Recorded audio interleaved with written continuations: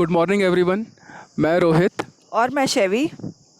हम लोग इस वक्त हैं मैक्लोडगंज में, जो हिमाचल प्रदेश का बहुत फेमस हिल स्टेशन है। इस वक्त हम लोग अपने होटल वरुणी मैक्लोडगंज के रूफटॉप रेस्टोरेंट में हैं और हमारे जो दिन की शुरुआत हो रही है ये इस व्यू के साथ हो रही है। ये जो आप पीछे देख रहे हैं ये हिमालय की धौलाधार रेंज है और यहाँ से तो शायद नहीं दिखेगा, मैं नीचे से दिखाऊंगा कि ये पूरे के पूरे स्नो कैप्ड माउंटेन्स हैं। अभी हम लोग बस मैक्लोडगंज घूमने के लिए निकल ही रहे हैं यहाँ से और हम लोग मिलते हैं मैक्लोडगंज की गलियों में।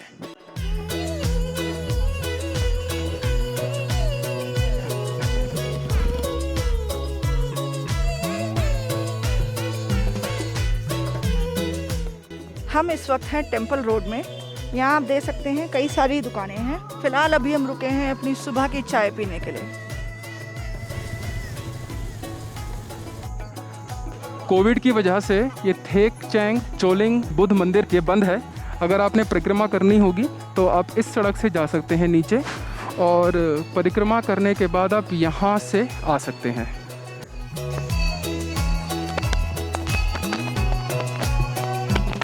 ये मैक्लोडगंज का मेन स्क्वायर है। इसको McLeodganj square and main square के नाम से भी बोला जाता है।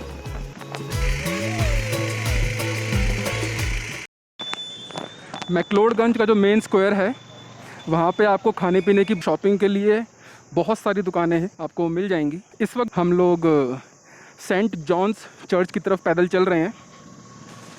जो मेन स्क्वायर है मैक्लोडगंज का उसके एकदम पास में ही टैक्सी स्टैंड भी है और ऑटो स्टैंड भी है। और अगर आपको आपकी पार्क करनी है गाड़ी तो उसके लिए एक अलग से पेड पार्किंग भी है एकदम उसके पास ही। वहाँ पे थोड़ा ट्रैफिक आपको मिल सकता है। हमको तो कल शाम को इतनी भीड़ थी कि पैदल चलने की भी जगह नहीं मिल पा रही थी।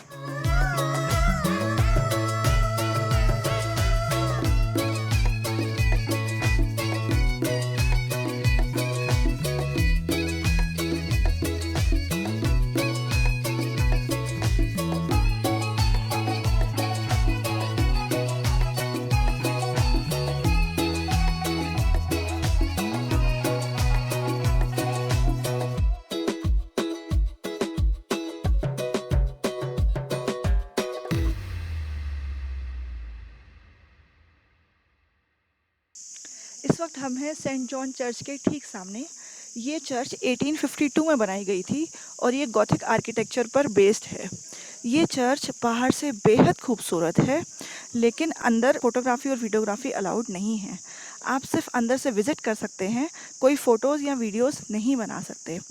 इस चर्च में पहुंचने के लिए आपको 1 से 1.5 किलोमीटर तक की वॉक करनी होगी मैक्लोडगंज की मेन मार्केट से। और ये वॉक वर्थवाइल होगी क्योंकि ये एक मस्ट सी अट्रैक्शन है मैक्लोडगंज का।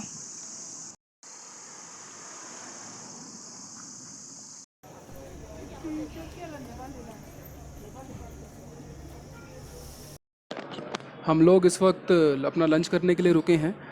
हम लोग इस वक्त मैक्लोडगंज की जो मेन मार्केट है, मेन स्क्वायर है, एग्जैक्टली वहीं पर बना हुआ है तिब्बत किचन रेस्टोरेंट। हम लोग वहाँ पे खाना खाने के लिए आए हैं।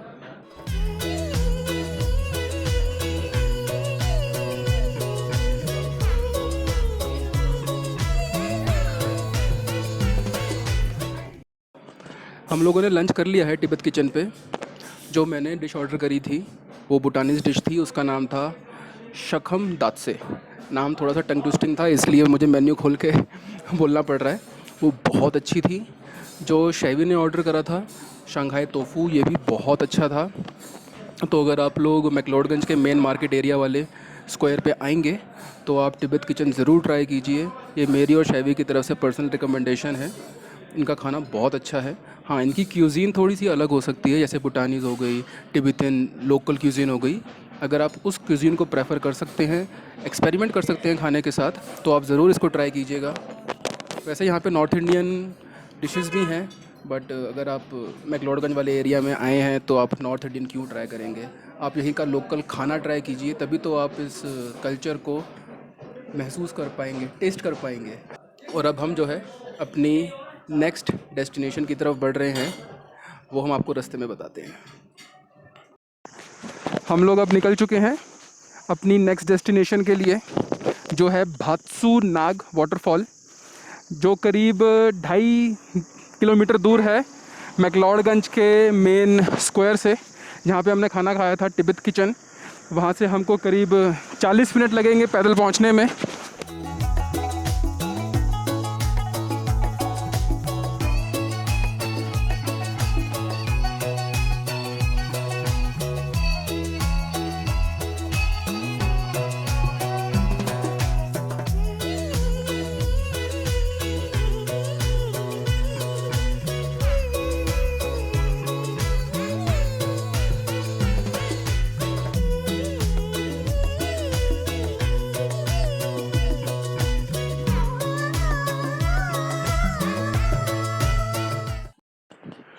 भात्सू नाग वाटरफॉल के लिए बहुत ज़्यादा स्टीप चढ़ाई है, तो अगर आप फिज़िकली फ़िट नहीं है हमारी तरह, तो आपकी सांस जो है बहुत जल्दी और बहुत ज़्यादा फूल जाएगी।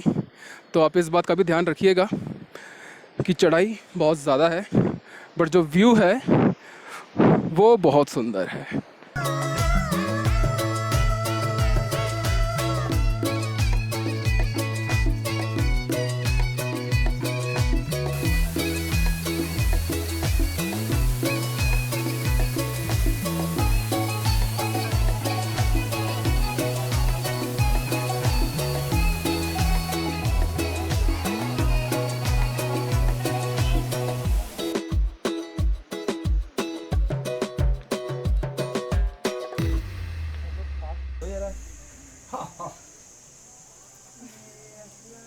नहीं बस तो लास्ट ही है भरावा भेजना। इस वक्त हम बैठे हुए हैं भात्सू नाग मंदिर के कंपाउंड में, जो बेहद सुंदर है और बहुत अच्छा है। भात्सू नाग मंदिर जो है भात्सू नाग वाटरफॉल के रास्ते में ही आता है, तो आप जाएंगे भी यहीं से और वापस आएंगे भी यहीं पे। भात्सू नाग वाटरफॉल तक पहुंचने के लिए आपको स्टीप चढ़ाई चढ़नी पड़ेगी, इसलिए ये मेरी और शैवी की पर्सनल एडवाइस होगी आपको कि आप जो है अपने साथ एक्स्ट्रा पानी या कुछ पीने का सामान रखिए ज़रूर, नहीं तो ऊपर दिक्कत हो सकती है। रास्ते में आपको पीने का पानी मिल जाएगा, बट आपको MRP से ज़्यादा पैसे खर्च करने पड़ेंगे। हम दोनों को जो एक चीज़ बहुत अच्छी लगी भात्सू नाग वाटरफॉल्स तक पहुंचने के लिए, वो ये थी कि रास्ते में क्लीनलीनेस का बहुत ज़्यादा ध्यान रखा गया है। हर थोड़ी थोड़ी दूरी पे डस्टबिन रखे हुए हैं और साफ़ सफाई के लिए जो अवेयरनेस होती है उसको बहुत ज़्यादा फैलाया गया है। लोगों को जागरूक करने के लिए बहुत कोशिश की गई है पूरे के पूरे रास्ते में। और अब हम यहाँ से अपनी अगली जगह, अगली डेस्टिनेशन के लिए निकलेंगे पैदल, जैसे हम सुबह से घूम रहे हैं, और वो है धर्मकोट। धर्मकोट हम कल शाम को भी गए थे बाइक पे, हमको थोड़ी सी इंटरेस्टिंग जगह लगी थी। और धर्मकोट करीब हमें लगेगा आधा घंटा या 45 मिनट, हम धीरे धीरे चल के जाएंगे तो तो हम डायरेक्टली धर्मकोट निकलेंगे और वहाँ पे घूमेंगे। चलिए आपसे मिलते हैं अब धर्मकोट के रास्ते में।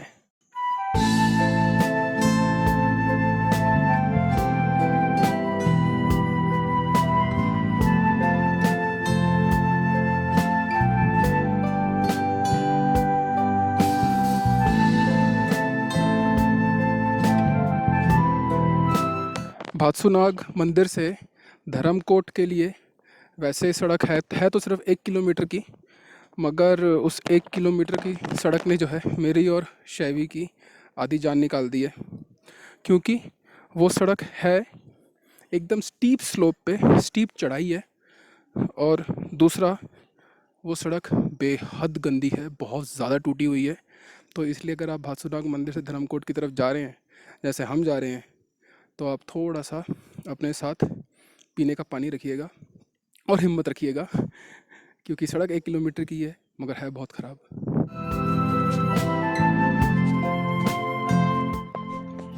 हम लोग इस वक्त बहुत अच्छे से भटक चुके हैं।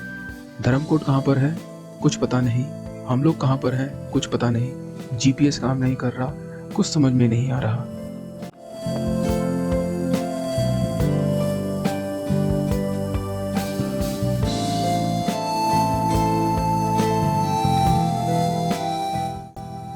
अगर भात्सू नाग वाटरफॉल से GPS के भरोसे GPS देख के कोई भी धर्मकोट आएगा तो प्लीज़ आई रिक्वेस्ट कि ना आए, अदरवाइज उसको ऐसे रास्तों से आना पड़ेगा।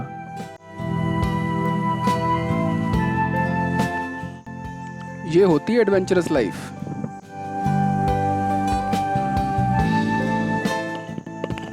और इसे कहते हैं नज़ारा। सामने देखो।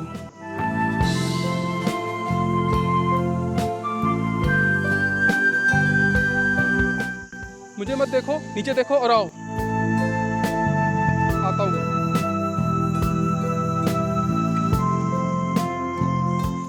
अब अंधेरा भी होना शुरू हो गया है। आई जस्ट होप कि बिल्कुल अंधेरा होने से पहले हम लोग धर्मकोट पहुंच जाएं, नहीं तो बहुत दिक्कत हो जाएगी।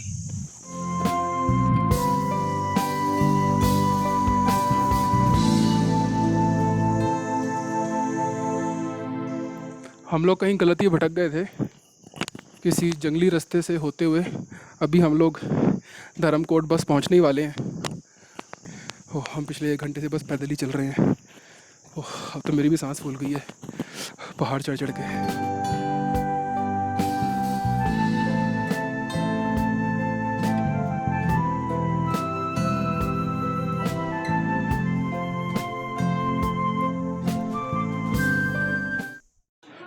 हम लोग धर्मकोट से नीचे आ चुके हैं मैक्लोडगंज। धर्मकोट में एज सच हमें कुछ स्पेशल लगा नहीं। हम लोग 2 घंटे वहाँ पे वॉक कर रहे थे धर्मकोट में। मौसम अच्छा था मगर कुछ स्पेशल घूमने के लिए नहीं था। सिर्फ कैफ़ेज़ थे, रेस्टोरेंट्स थे। अंधेरा हो चुका था इसलिए हमने कोई वीडियो नहीं बनाई। धर्मकोट हमको एक यंगस्टर ओरिएंटेड जगह लगी जहाँ पे बहुत सारे होटल्स हैं, बहुत ज़्यादा यंग क्राउड है। और मैक्लोडगंज जो है थोड़ा सा फैमिली ओरिएंटेड हमको लगा। यहाँ पे आपको फैमिलीज़ बहुत ज़्यादा देखने को मिलेंगी एंड धर्मकोट में आपको यंगस्टर्स बहुत ज़्यादा देखने को मिलेंगे। हम लोग जब अपना रास्ता थोड़ा सा भटक गए थे धर्मकोट आने के लिए, तो हमको जो पहला रेस्टोरेंट दिखा बोधी ग्रीन्स करके, वो एक वेगन रेस्टोरेंट है। कॉन्सेप्ट बहुत अच्छा है। हमने वहाँ से एक क्या खाया था, हेज़लनट चॉकलेट मूस खाया। Hazelnut chocolate mousse. तो हमने वहाँ से वो खाया। वो टेस्ट में अच्छा था बट हमको वो थोड़ा सा एक्सपेंसिव लगा। हमने पहले प्राइस नहीं पूछा, खाने के बाद हमने प्राइस जब पूछा तो हमको लगा कि यार ये तो हमारा बजट हिल गया पूरा। But it's okay, no problem.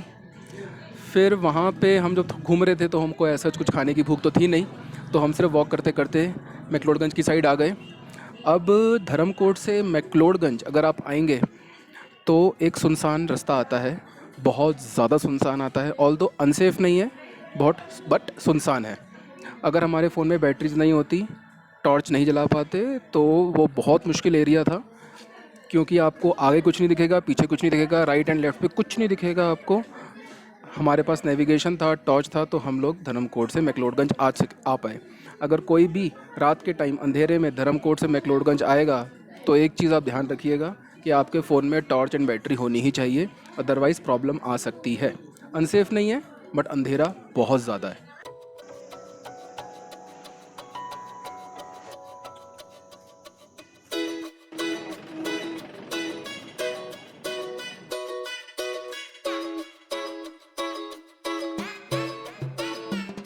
Dharamkot से मैक्लोडगंज आते वक्त हमें मार्केट में इतना इंटरेस्टिंग स्नैक्स दिखा, स्पाइरल पोटैटो, कि उसको देख के हम दोनों से इसे खाए बिना रहा ही नहीं गया।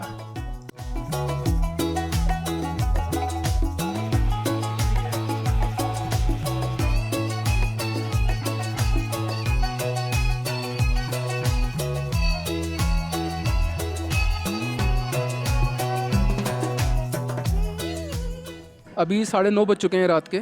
हम लोग खाना खाने के लिए डम स्टिक्स करके एक रेस्टोरेंट है, drum sticks, okay, drum sticks करके रेस्टोरेंट है। मैक्लोडगंज मेन स्क्वायर से पे नहीं है, थोड़ा सा अंदर आना पड़ेगा, तो वहाँ पर है ड्रम स्टिक्स।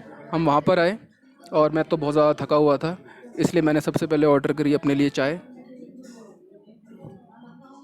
शैवी ने अपने लिए ऑर्डर करी mix vegetable with almond sauce, और मैंने ऑर्डर किया टॉम यांग चिकन। सुनने में थोड़ा सा अलग नाम लग रहा था, अब पता नहीं आएगा तो कैसा होगा। जब आएगा तो आपको टेस्ट बताएंगे कि कैसा है।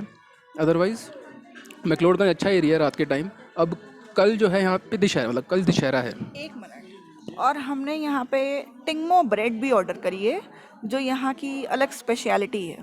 ये स्टीम्ड ब्रेड टिंगमो, ये मैं भूल गया था।